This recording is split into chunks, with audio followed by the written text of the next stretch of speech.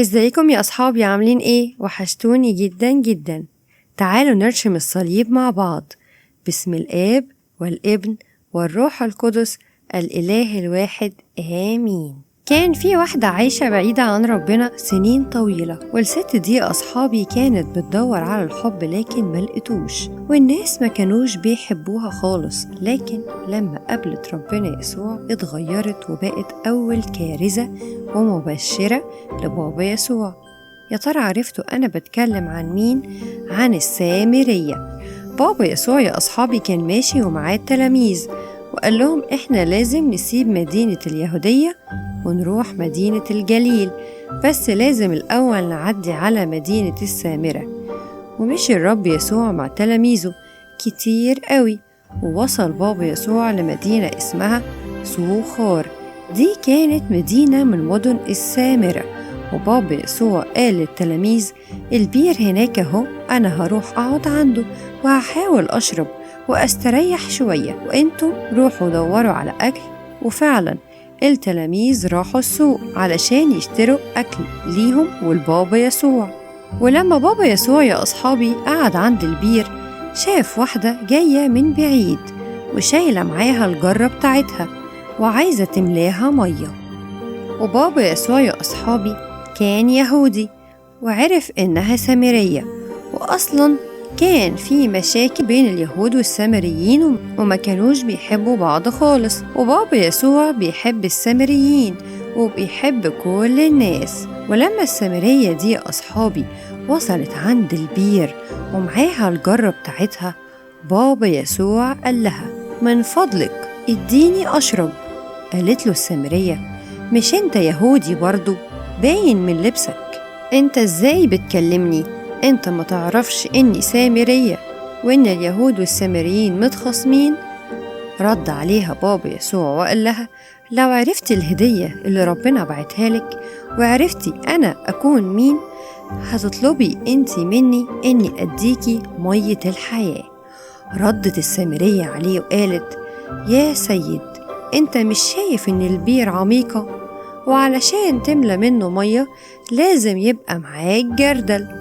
ده انت لسه طالب مني اني اديلك تشرب. يبقى فين بقى مية الحياة اللي انت بتقولي عليها؟ هو انت معاك جردل وانا مش شايفاه؟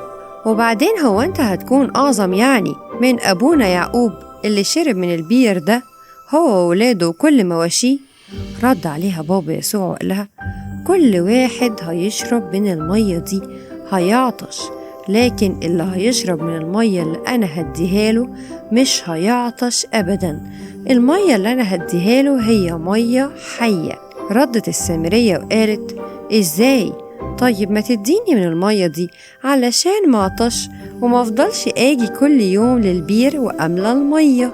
قال لها بابا يسوع طيب يلا روحي نادي جوزك وهاتيه وتعالي. ردت عليه السامرية وقالت جوزي؟ أنا مش متجوزة. قال لها بابا يسوع أيوة صح، انتي قلتي الحق، انتي اتجوزتي 5 مرات واللي انتي عايشة معاه دلوقتي هو مش جوزك. الست السامرية دي أصحابي اتفاجئت جدا من كلام بابا يسوع وإنه قال سر عنها وهو ما يعرفهاش. ردت عليه وقالت إيه يا سيد، أنا شايفة إنك نبي، أنت عرفت إزاي؟ السامرية أصحابي كانت بتحب ربنا جدا وكان نفسها تقابل حد يعرفها طريقه. وقالت لبابا يسوع إحنا تعلمنا نسجد لربنا في الجبل ده، بس اليهود بيقولوا لازم نروح مدينة أورشليم ونسجد لربنا في الهيكل.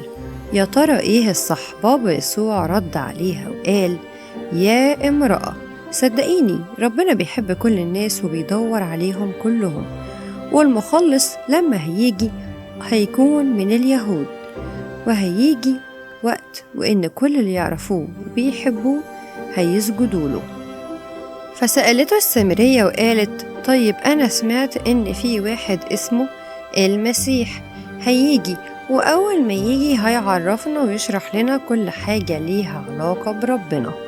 رد عليها بابا يسوع وقال أنا هو، أنا المسيح اللي بكلمك.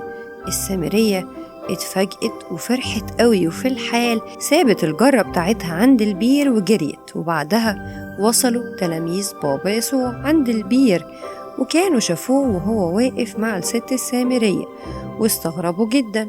وبعد ما السامرية عرفت إن اللي كان بيكلمها هو المسيح بنفسه، جريت ودخلت المدينة وفضلت تنده وتقول: يا كل الناس اسمعوني، أنا قابلت واحد قال لي كل حاجة أنا عملتها. وقالت: هو ده المسيح اللي أنا قابلته. وعلى طول كل الناس خرجوا علشان يشوفوا مين هو المسيح. وفي الوقت ده كانوا التلاميذ جابوا أكل البابا يسوع علشان ياكل. ووصلوا السامريين عند البير وشافوا بابا يسوع واتكلموا معاه وطلبوا منه إنه يفضل قاعد معاهم. ووافق بابا يسوع وقعد معاهم يومين وكلمهم عن محبة ربنا ليهم، وحبوه جدا وآمنوا بيه وبكلامه. وقالوا للسامرية: احنا خرجنا نشوف بابا يسوع بسبب كلامك، ومؤمنين أن هو المسيح مخلص العالم. وبكده تكون خلصت قصتنا يا أصحابي. استنوا الفيديو الجاي. باي باي.